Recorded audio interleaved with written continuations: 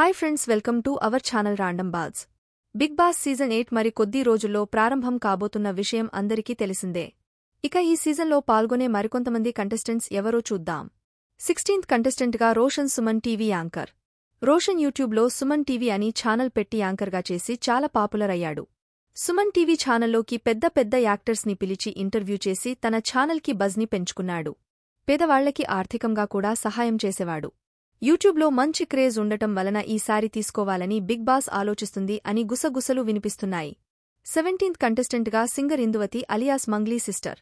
ఇందువతి చాలా తక్కువ మందికి తెలుసు కానీ మంగ్లీ సిస్టర్గా అందరికీ పరిచయం అయ్యింది. ఈ మధ్య కాలంలో వచ్చిన పుష్ప మూవీ దేశవ్యాప్తంగా ప్రభంజనం సృష్టించింది.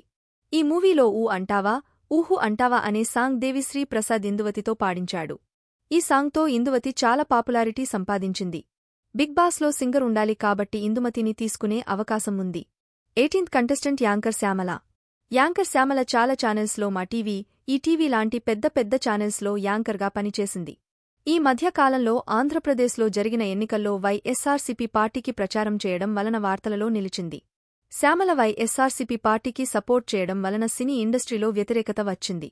దీనివలన ఎమోషనల్ కంటెంట్ వస్తుంది అని బిగ్ బాస్ వాళ్లు అనుకుంటున్నారు. 19th contestant Mukesh Goud alias Guppedantha మనసు సీరియల్ హీరో.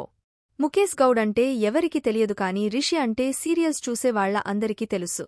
ఈ మధ్యకాలంలో మా టీవీలో వచ్చిన గుప్పెడంత మనసు సీరియల్తో బుల్లితెర మీద చాలా పాపులర్ అయ్యాడు. సీజన్ 7లో ఫైనలిస్ట్గా అమరదీప్ చాలా బాగా ఆడిన కారణంగా సీరియల్ హీరోని తీసుకోవాలి అని బిగ్ బాస్ మేనేజ్మెంట్ ఆలోచిస్తుంది. 20th కంటెస్టెంట్గా వైవా హర్ష.